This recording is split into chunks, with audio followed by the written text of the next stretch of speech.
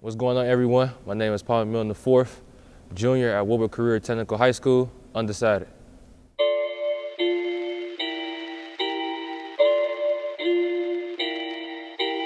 It's getting serious on this track, fam.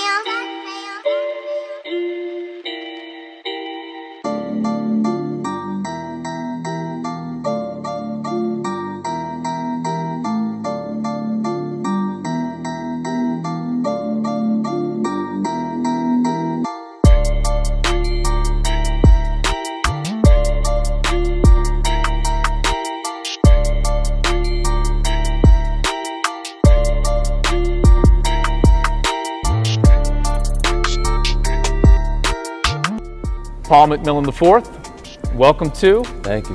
What's in Your Bag. Appreciate it. Now listen, I've been following your journey for a while, okay? Do you remember the first time that we met? I had to be yay tall. I had to be a little kid. I had to be young. You were younger. It was at a UC basketball game. It was after the game. Your dad brought you over to me. And I will never forget this.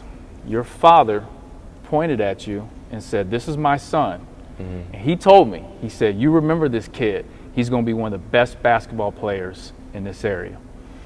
And I looked at him, not that I didn't believe him, but I looked at you, I said, okay. And here we sit today. You are one of the best basketball players in Greater Cincinnati, for sure. I appreciate that. And I'm very anxious to hear about your journey on how you arrived from that day I saw you at UC and right now. We're going to learn more about your journey through items that you brought. Of course, we got to do shoes. Yeah, you already know that. We were talking about shoes earlier. And then the other items, I have no idea what they are, okay? But first, I want to talk about your bag. Okay. So this bag right here, this is the bag that my dad got for us for this year's Wilbur team. Got the IV on here, you know, for Paul McMillan IV. So I brought this bag. Then I know you said it's what's in your bag, but you know I had to what's in your bag. So we'll be discussing both bags, you know, over the course of the show. We actually sit that one up there. That's the Woodward.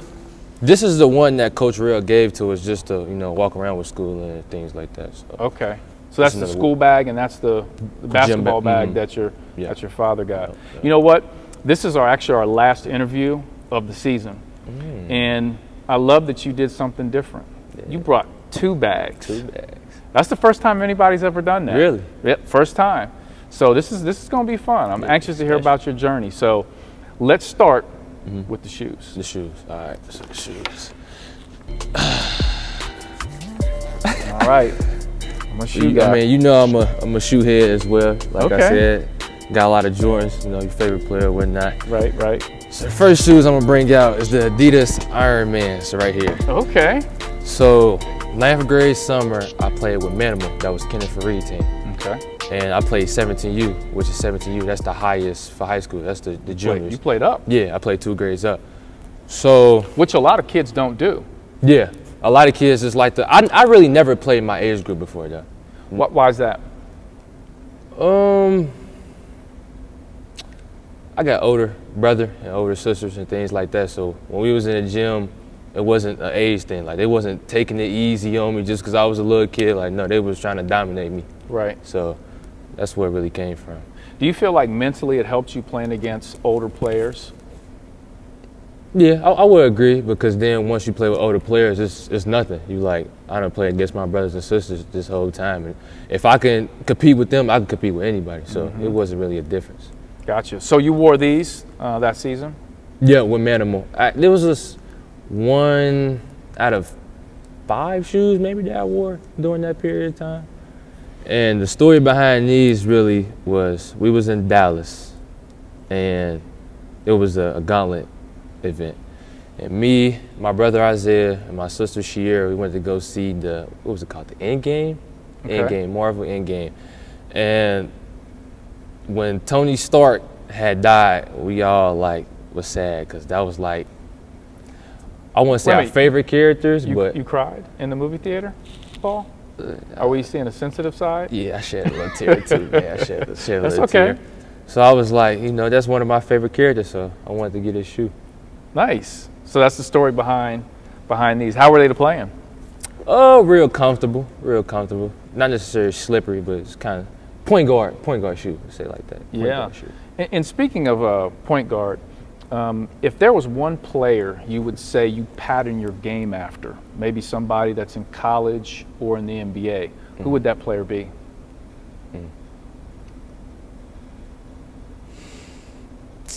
I would have to say a mixture. Okay. Of two players, a mixture. All right. Trae Young. Ooh. And Chris Paul. So I totally see the Chris Paul 100%. I've seen that since I've watched you play. That was the first player that I thought of when I watched you play. Why CP3? Just his court and awareness and knowing his team. You know, that being that second leader on the floor, or that second coach on the floor, you just got to know where your players are supposed to be. You're supposed to know what defense to call, what offense to call. You're supposed to know pretty much everything the coach is supposed to know. So that's why I say him. And then the Trae Young thing is because, as you probably saw on social media and whatnot, you know, I shoot it from half court and deep threes and stuff. I just let it go. So, you know, say a mixture. That ultimate confidence. Yeah, you gotta have that. Gotta have that dog in you. For sure. Now, I've met Chris Paul several times. Have you met Chris Paul?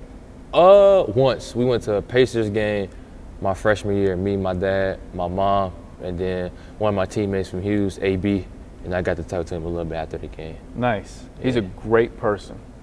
He's really one of the best. I should make sure that this gets sent to him and he sees this.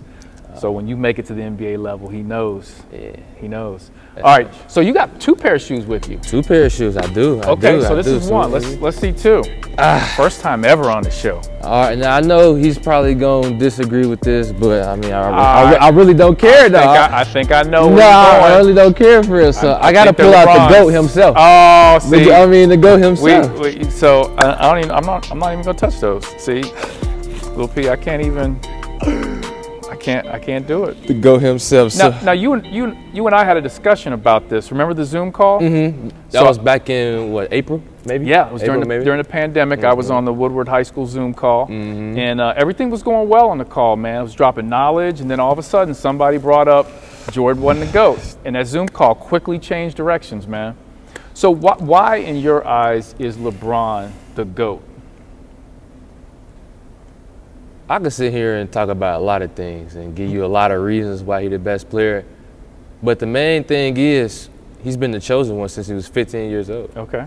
So to have that spotlight from 15 into now you 36, 37 years old and still to be the best player, I mean, that's something special. I mean, you uncover ESPN magazines and all this stuff when you're young, that could easily go to your head. So for him to stay humble and keep working, to see what he done now, like, that's special. I'm glad you said that. Paul, I agree with you 100%. There are often times that some players have pressure early on and they never meet those expectations that others put on them. LeBron has done that and surpassed that. You'd agree with that? Yeah. We interviewed Rayvon Griffith, and we talked to Rayvon about the eyes that have been on him, the eyes that are on him now. People are watching his every move. Yeah, definitely. People have been watching your journey and your every move. How have you managed through that? Because that's not easy for a young player, a kid. I mean, you're a kid at the end of the day, but people are watching you. They're watching your every move, social media, when you're on the court. How do you handle that? I'm blessed to have the two parents that I have, and that's my mom, Amy, and then my dad, Paul McMillan. And them just preaching to us, all my brothers and sisters, keep God first.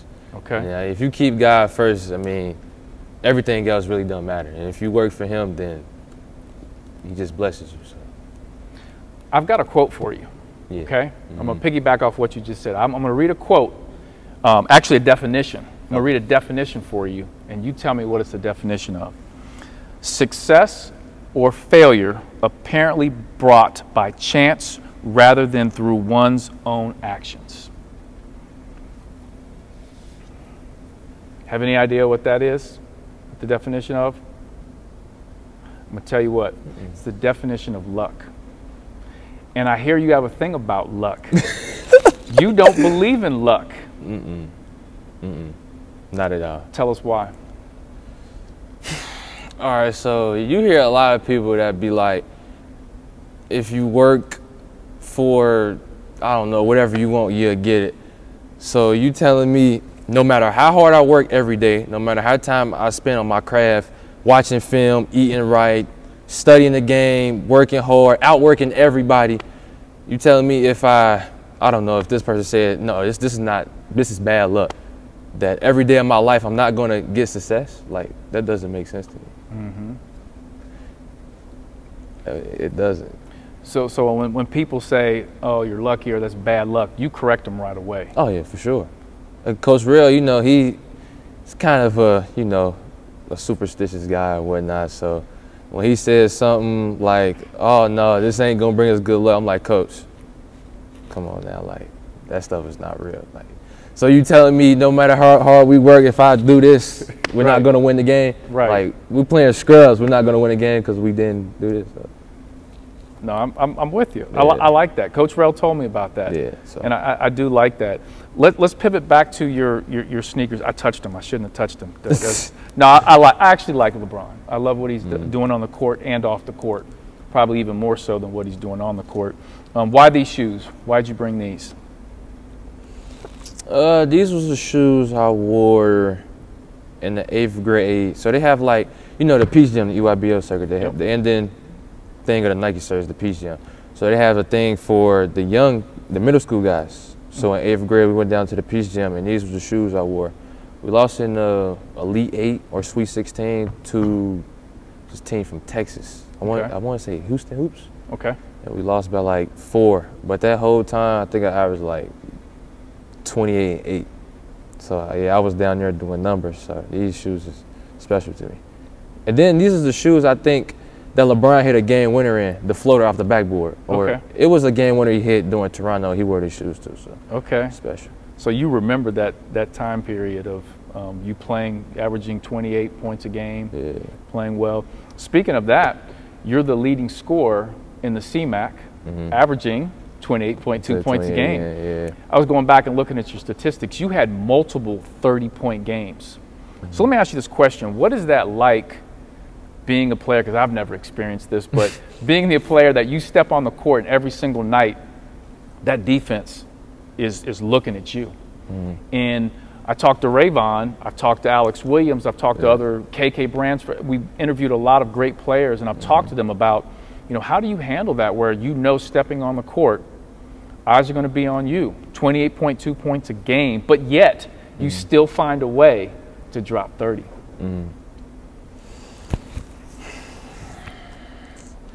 I guess it's just my mentality. Every time I step on the court, if you ain't God or Son, Jesus Christ, you're going to have to catch these problems. So, that's just my mentality. And that drives me when somebody comes out and try to challenge me. Like, I love challenges. And you're not about to step out here and stop me. Like, I'm going to get what I want. So, I mean, it's just a mindset, really. I love your confidence. Yeah. You get that from Dad?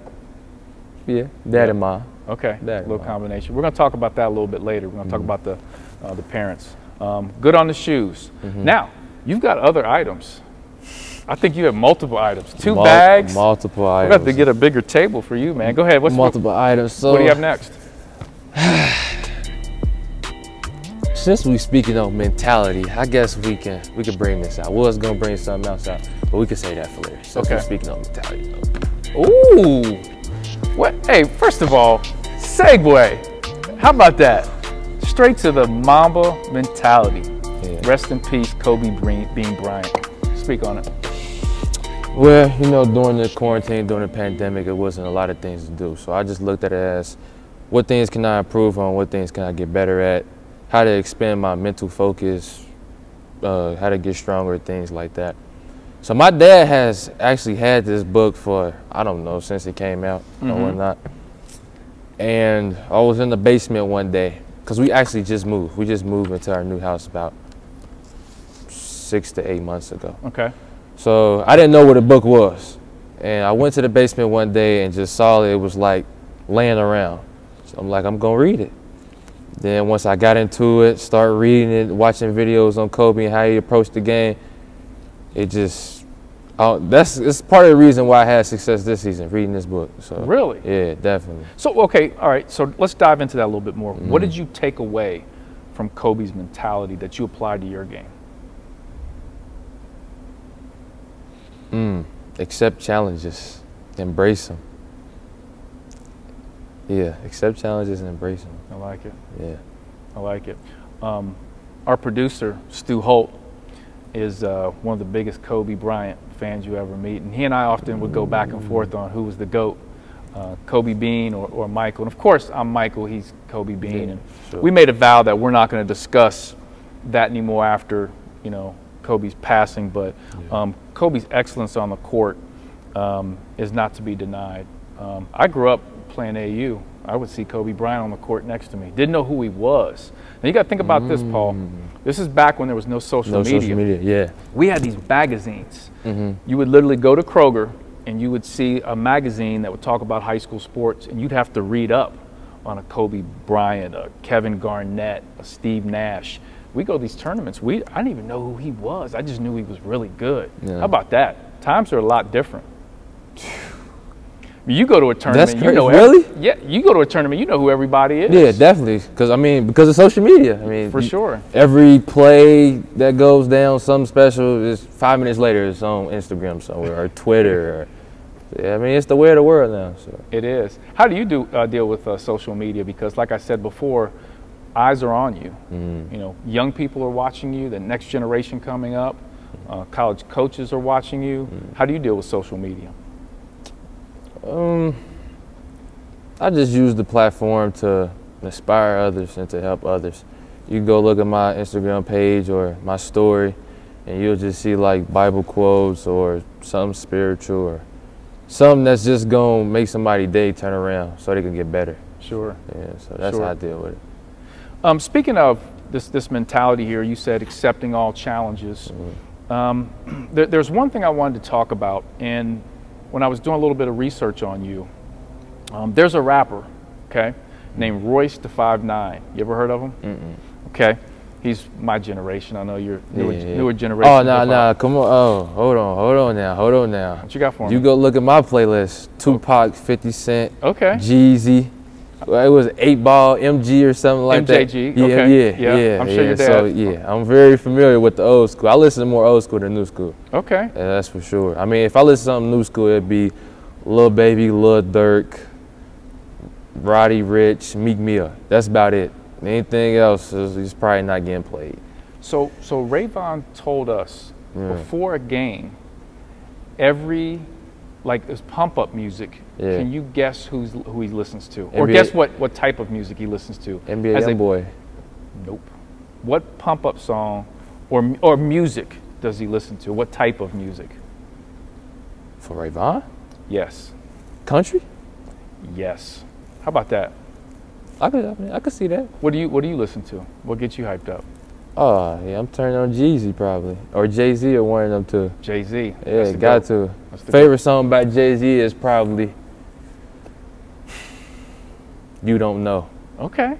I think that's what it's called, You Don't Know. Yeah, it is. Yeah, he says some stuff in there. Some stuff. Yeah. Some stuff. And one of the things I vividly remember is you put me anywhere on God green surf, I triple my worth. Yes. Yeah. Yes. Yeah. I like this, man. Powerful. I like this. Yeah. We're gonna have to talk a little bit more offline about Jay-Z. Okay. I got some songs for you probably haven't heard. Cool. Sounds good. You seem like you dive into things pretty deep. So. Oh yeah, for sure. But one thing I wanted to talk about with Kobe's mentality, and I was talking about Royce da 5'9". In one of Royce's songs, he talks about wins and lessons. So he says, I never lost. My records are wins and lessons. Right. And what I love about that is, people talk about, I lost or I'm losing. A lot of times it's just lessons. Right. And I want to talk about a game that you recently had. You guys played in a tournament in Wyoming, and you lost in the last seconds. Wendell hit the layup. And then Isaiah Walker made the down, layup. and he made the layup to win it. Yeah. I look at that as a lesson. Oh, definitely. Because you came back the next game and hit a game winner. A game winner. Yeah. Talk about that mentality. So our plans this year at Woodward was, of course, to win the state championship. I felt like we had the team to do it, the coaching staff. I think everything was just perfect for us to do it. Yep. But as you all know, we didn't. So one of the main things I took for that game was, and I take this for the rest of my life, don't be afraid to take risks. And I say that because during the game, it was times where, I mean, me personally, I could have just put my imprint on the game, scoring-wise. My teammates didn't really need me to pass the ball like that game. That was a game that I was supposed to score the ball. I mean, I still had an okay game, but not my expectation. So applying that to then the next game, taking risks. And when I saw almost like the same thing that happened to us, they hit the layup and we go down one with, I don't know, 4 seconds or something like that. In my head, I'm just get the ball and go shoot it. Hold your follow through and score it. Simple as that. Don't be scared of the moment. So. Not taking what happened as a loss, Yeah. but taking it as a lesson. Yeah. And then the next game you applied it. Yeah. Yeah, I like that. All right. Give me another item here. All right, another item. Since you got so many. You All right, so what you want? What you want? I don't know what you brought. You gotta bring. You're a deep thinker, man. I like it. Okay. We go with this. Okay. We go with this. Oh man, this is old school. That's Coach Bettis' jersey. This is Coach Bettis' jersey? Yeah, he gave it to me when I was in 3rd grade. Wow. Yeah. Wow, Dennis Bettis. Yeah. We talked about Dennis Bettis a little bit with AD, with Aaron Davis. Can you speak about Coach Bettis and what he means to you? He was, he was like a second father figure to me. When I was, I grew around Woodward pretty much my whole life. My dad was working at Woodward for 12 years. I'm only 17, so that's your whole life. Sure. So every time I would go there, he would just teach me little stuff about the game, how to approach the game, how to dissect the game, how to be a point guard, things like that. And sometimes he would pick me up from my house, take me to Woodward so I could go work out with my dad, and we'd just do little things. So, I mean, losing him, it was devastating for sure. Yeah, that was tough. I think it was not only tough for yourself, the Woodward community, but I told AD this. I think the basketball community in Greater Cincinnati, because so many players were impacted by Coach Bettis, and it was definitely a sad loss. Now, this is his jersey when he played. I don't know if it's his actual jersey when he played, but I know that's his. Than this. Yeah, that's his number. That's his number. That's his number. Stuff, yeah, and that's the old school Woodward jersey. That is the old school. When they had red on the jerseys. Yeah. Yeah. So let's talk a little bit about Woodward. Jarrell Redden, your coach. I think he's a fantastic person. I've known him for a long time. One of my favorite guys. How has Coach Redden helped your game?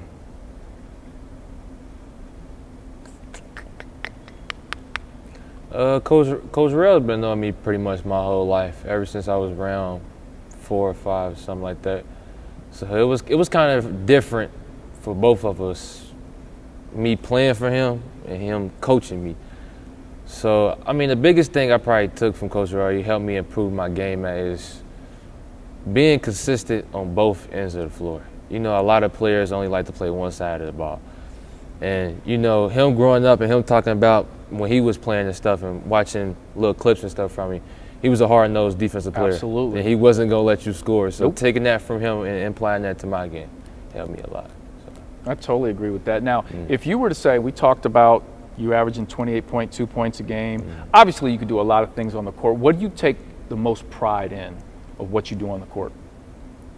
Most pride. Because obviously you can score. We know that. Yeah. Most pride.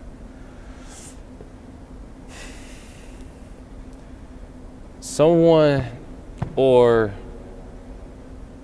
people saying that the player on the opposite team is a good scorer, and me guarding them and showing them that they're not a good scorer. I'm going to show you that they're not a good scorer and hold them to their lowest. Yeah. Sounds like that's from the Mamba mentality right there. A little bit. Yeah, it's a little bit. Yeah. So I usually ask a player's high school coach to give me a quote or say something about that particular player that I'm interviewing. So all the players that I've interviewed, every coach has told me something, or gave me a quote about what they do on the court. Yeah. Coach Rell, you know what his quote was about you? What did he say? Nothing to do with basketball. His quote, plain and simple, was, "Everybody loves Paul." That was his quote. He goes, "You will not find anybody that dislikes that kid. Everybody loves Paul." That's it. He had nothing else to say. And I think that speaks a lot. Do you feel that way? Do you feel everybody loves Paul? I don't know. I just, like I said, I just try to use the game of basketball and the gifts I got in basketball to inspire others and help others. So, I mean, if I'm, touching people in the right way like that, that's the biggest thing for me. Because I know how big my gift is with this game, and I know I can go a long way. So, as long as I'm giving back and doing what I'm supposed to do, I don't care if somebody hates me or try to criticize my game. Like, if I'm doing that, then that means more to me than anything, really. Sure. Being a good person means a lot more than the game itself and what you do on the court. Good stuff here. Let's jump into your next item, man. We're running out of space here, P. Yeah, I know. It's cool. We got a couple more. It up. A couple more. We got another jersey? Little What's up with these hot medium jerseys you got here, man? All right, what do we have here? Shoot for the stars. Not shining stars. Not shining stars. We'll take you. We're gonna play. Shoot for the stars. That was my dad program. Okay. Yeah, it's my dad program. Nice. How old were you? I started 6 years old. Six. That's when you started playing? Yeah. Well, no. I started playing the game when I was 3. But when I started playing for my dad team, 6 years old, yeah. So what type of impact has your father had on you and your game? Everything. I mean, he taught me everything I know, from reading the floor, from how to approach the game, how to take care of your body, things to do in the weight room, how to be a man, how to be a leader in the community. Love it. How to groom yourself, how to put God first. I mean, everything. That's my everything. I mean, we might bump heads and things like that with basketball, but off the court, never an argument off the court. Never. But on the court, yeah, it's gonna be some words said because I mean we two competitors, so. For sure. But yeah, he's my everything. Now, who do you think you're more like? Are you more like your mother, or your father, or are you a perfect combination of both? And I'm putting you on the spot because your mom's behind. Hey, your dad's not here, so you can say whatever. I have to say a perfect combination of both. Okay. So we talked about your father. Yeah. Talk about your mother a little bit. What does she bring to the table for you in impacting your life? I mean, I can say it's equal with my dad and then my mom. My mom really just, I mean, she's a mother, so she's gonna take care of her kid anyways, always. She goes above and beyond for me. And anything, if I say, Mom, can I go get some shoes for Mom? She probably buy me 3. Okay. If I say, Mom, let's go get something to eat, some breakfast, we're gonna get breakfast, and then we're gonna come back. We're gonna get cheesecake, and then later on we're gonna get Eddie Merlot. So she just go above. I need to start hanging out with you all, buying shoes and eating like that. Mom, can I hang out? Yeah, okay, we're gonna go to the mall after this. Go to cheesecake. No, that's good stuff, man. That's important to have that support system at home. You've got, somebody that supports you. You've got somebody that's, guiding you, but will let you know when you're not doing something right. Yeah, definitely. It definitely get on me if I'm not doing something right. And you need that along your journey, especially with all those eyes on you. Yeah, I mean, you don't want nobody that's just gonna tell you what you want to hear, and not tell me what I need to hear. Right. What I want to hear ain't gonna get me, through this next level. What I need to hear is. So tell me what I need to hear, not what I want to hear. So. That's funny you say that because my old teammate Kenyon Martin, he used to say that, and he used to. That's why I think he loved playing for Bob Huggins. Yeah. Bob Huggins will tell you what you need. He will give it to you. And Kenyon was like that. He had that mentality.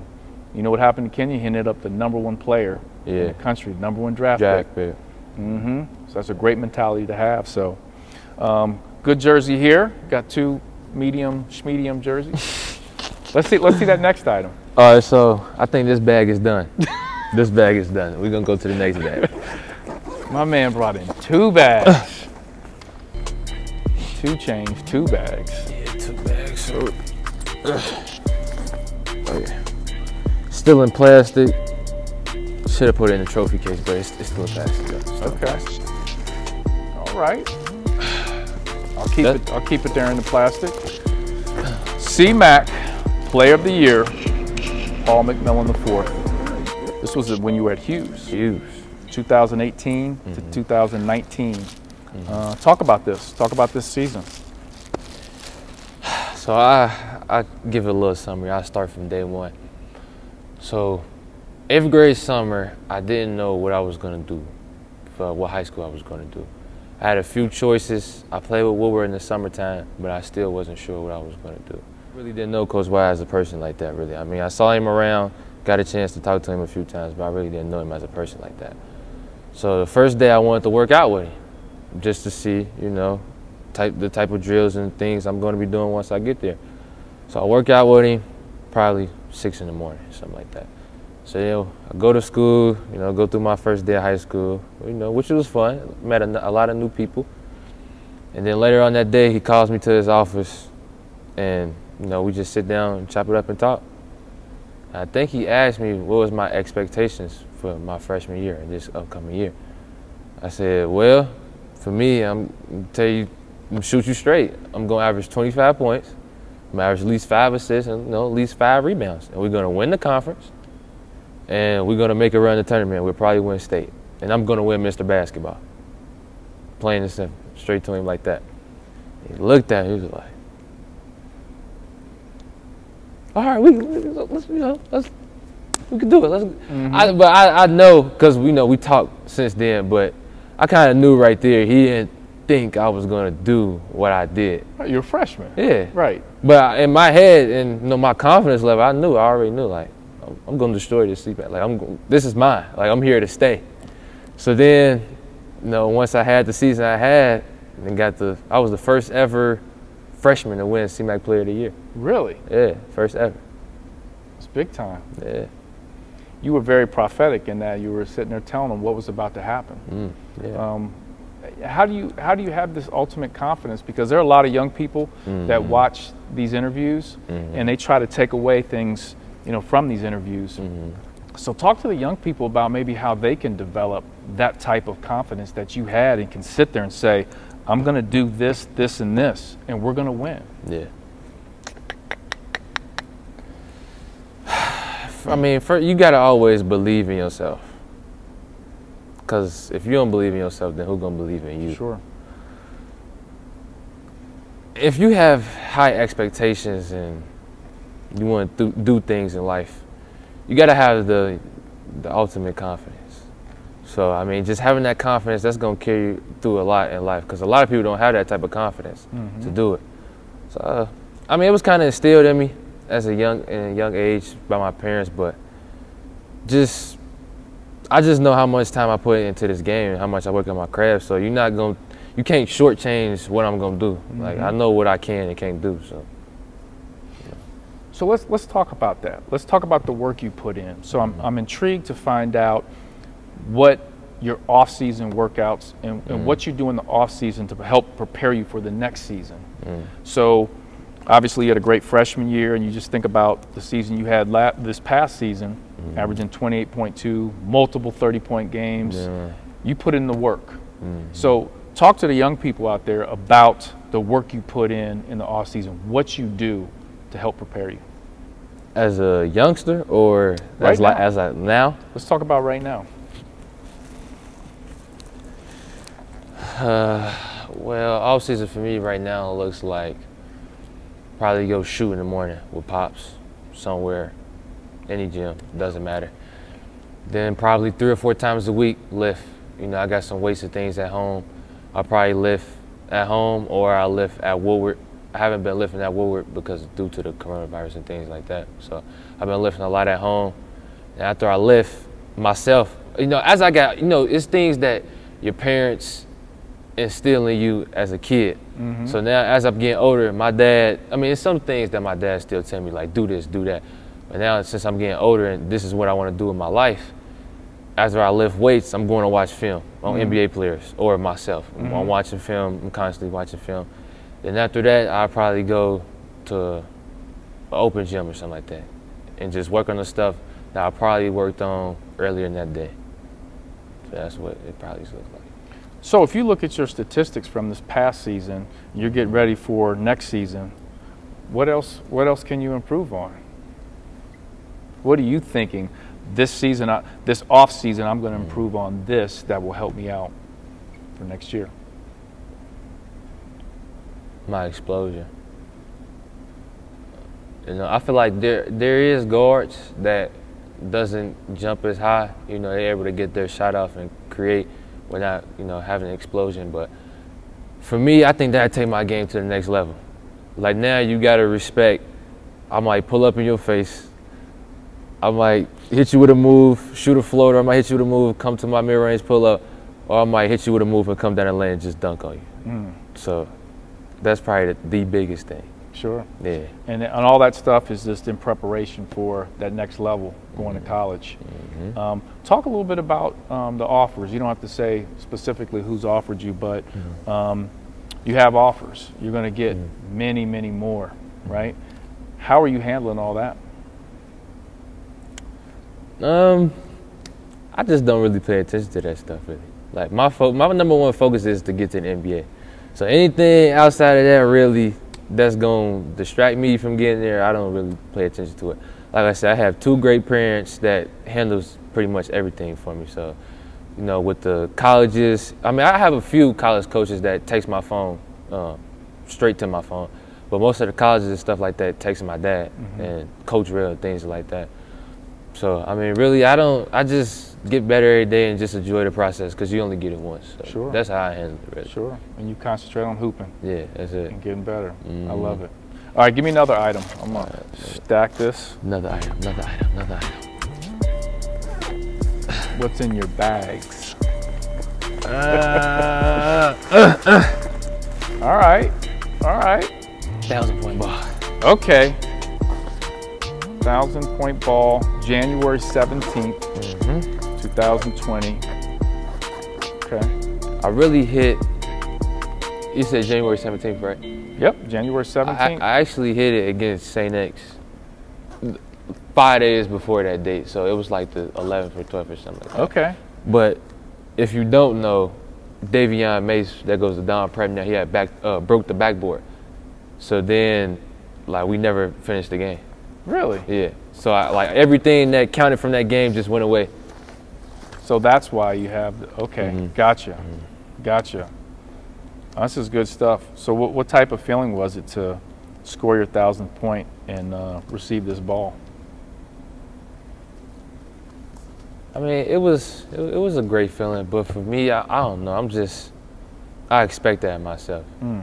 So when I did it, I'm like, that's great, but let's do more. Let's do more. Yeah, let's do more. So it was great, though. What's your next goal then? Of course, 2,000. 2,000. 2,000.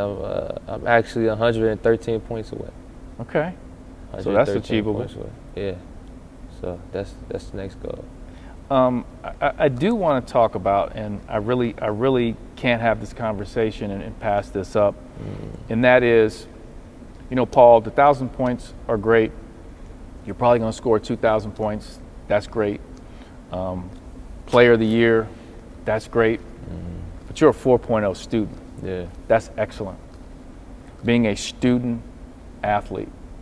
Talk a little bit about your dedication to the classroom and why that's so important to you. Well, I mean, first off, if you don't have the grades, then you're not going to be able to play basketball. I mean, that's first and foremost. But I expect to play this game for a very long time. But as you know, as you get older, then you're going to have to find something else to do. That's for sure. And you just don't want to be that NBA player or whatever that retires and just go blow his money and then just fall off the face of the earth. There's a lot of examples of that. Yeah, so me in the school and the academics and expanding my mental and things like that, that's pretty big to me because even though you're in the NBA, you want to have lots of revenues of money coming in. Sure. So you got to know how to, manage a business or how to be a co-partner or something like that. So, doing the school work and learning things like that, that helps me a lot. So what would you like to do business-wise when the ball stops bouncing? Real estate. Real estate. Okay. Real estate. Talk about that. Where's that come from? Real estate. I don't know. I really don't know. I just read up on it, saw it, and this was like, I can do this. I mean, this is what I'm gonna do once I get done playing basketball. And then my ninth grade summer, I went to school for it. Me and my dad went to real estate school, and a guy named, he might kill me if I forgot his name. Robert. Robert, he went to Withrow, and what's his full name?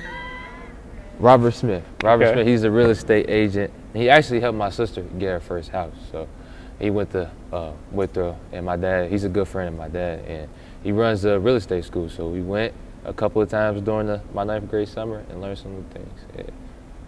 Nice. Yeah. Nice. So that's definitely a venture. I mean, you could do that while you're in the NBA. That could start early, right? Mm. Yeah. You have more items? Nah, that was it. Yeah, that was it. You sure? I mean, we got like a whole. It's like Christmas. Like no, I might have something. Did I bring something extra? Oh no, we can see. We can see. I don't think I brought nothing extra. Nah, I ain't bring that extra. Okay. I mean, we could just talk about what's on the feast, though. We're good. Oh, you want to talk about the feast? Yeah, we can talk about the feast.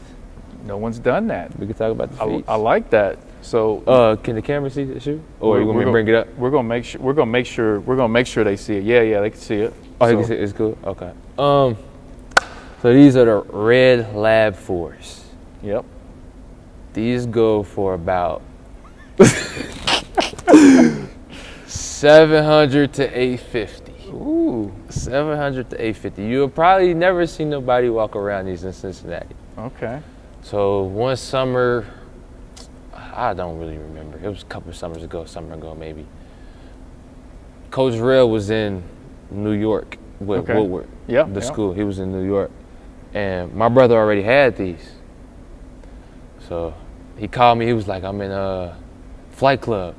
I'm like, he said, you want anything? I'm like, yeah, go to that wall and give me the red Lab 4s. So, I mean, that's the story behind the Lab 4s. Well, I like that you're a sneaker guy. Yeah, big sneaker guy. I'm a sneaker guy. Yeah, we're going to talk more about this LeBron Jordan thing. We're going to continue that from that Zoom call. And we did that Zoom call during the pandemic. Mm-hmm. And I want to ask you about the pandemic real quick. Based on what you had to work through, you were like all the other kids just around the country. First of all, how'd you keep up with your academics? And how'd you stay focused on working out when there were a lot of kids sit there and play the game all that day. struggled? Yeah. What's that? I did sit there and play the game all day. Right. Like during the pandemic. Yeah, right. Play the game all day. I mean, the academic part wasn't hard because the schools and things like that didn't know what they were going to do. So they was just giving like some workout. Mm-hmm. Really wasn't that much. So the school part was easy. And then a lot of people just thought like, okay, pandemic, there's nothing to do. Sit here and play the game all day. So for me, I was just like, and that's why I came about with the Kobe book. What things do I need to improve on? What things do I need to get better at? So I just took it as like a challenge to improve myself. Took advantage of that time. Yeah. When many didn't. Right. I think that separates the good from the great. Mm-hmm. I also spoke to Aaron Davis, your teammate, about his excellence in the classroom. Mm-hmm. So if you think about it, you look at the two leaders of the Woodward High School basketball team, you and AD, you guys not only have an excellence on the court, but excellence in the classroom at the 4.0 level. How does that impact your other teammates? Does that push them to be excellent on the court and also in the classroom? I mean, for the most part, it does. I mean, you still have some of the people that don't want to do the schoolwork sometimes. We still have to get on them. You have a small circle, but that circle's tight. For sure. Do you agree with that? Yeah, for sure. And obviously, you've been successful thus far. I think you're going to be successful moving forward. Mm-hmm. But man, it's going to be hard for bad influences, negativity to break through tight circle you have. They just can't break into that and break you down. You agree with that? 100%. 100% agree. I mean, that's what my parents been preaching since we were young. Family first. Yep. God and family first. Them two things always come first. Because when everybody else doubts you, criticize you, all them negative things, your family always gonna have your back. They always gonna be there. So. No question. No question. Well, this was great, man. I'm gonna tell you what, you've got another season, so we might have to run this interview back. Oh, yeah. We might have to do it again. I'd love to come back. I tell you what we do. We're gonna switch seats. You interview me. I actually had a question for you. Oh, yeah, I had a question for you. Okay, all right. I had a question. All kind of first. Yeah, I had a question for you. Okay. Why did you start the Shining Stars program? All right, good question. I like that. Yeah. So years ago, when I was playing basketball for the University of Cincinnati, all my teammates pretty much were set to go and play professionally at some level, whether it was the NBA or overseas. Coach Bob Huggins, my coach, at our senior exit meeting, he basically looked me in the eyes and told me, you have no chance of going to the pros or playing overseas. What you need to do is you need to get involved with business locally. And he advised me that I stay involved with the game of basketball and working with young people. At that point, I took a job coaching at Walnut Hills High School. And from there, I formed one AAU team just to help out some kids in the greater Cincinnati area. And I really enjoyed it so much. And I just kind of snowballed. And we're at like 30, plus teams, and built some great relationships and helped a lot of young people get to the next level, whether that was college, getting married, having great jobs, and one of the things that I'm more proud of. So I appreciate you asking me that. Yeah, Why'd you ask me that? Because when I was younger, every time I went to the tournament, I saw a Shining Stars team. I mean, it was everywhere. It was always saw a Shining Stars team everywhere. So Yeah. I wanted to ask that question. Yeah, and that's well, thank you first of all, and I do love that. I love that a lot of players get to see our players if you play against us, and that means we're helping out a lot of young people. That means a lot. And you are inspiring a lot of young people, and I want you to keep doing that. Keep up your grades, which I know you'll do. Keep the excellence on the court, man, and keep inspiring that next generation, because there are a lot of young people that'll be going to Woodward and going to schools around that follow your lead. And I know your parents aren't going to let you slip. Oh, not at all. Not one bit. Okay. Especially my dad. Yeah, he's going to be on you. Yeah, always. So be ready next year. We're going to run this back. I'm ready. That sound good? Yeah, I'll be ready to come. I appreciate you coming on the show. Yeah, appreciate you having me. My man. Most people's favorite part of coming on the show, not talking to me, but getting free food. Penn Station is one of our sponsors, and I want to present you with a bunch of free coupons for some subs. Appreciate it. I might give me one after this interview right here. I'm gonna give you one after this. Get you right, man. Got to. Got you. So why don't you go ahead and give Penn Station a shout out. Thank you. Shout out Penn Station.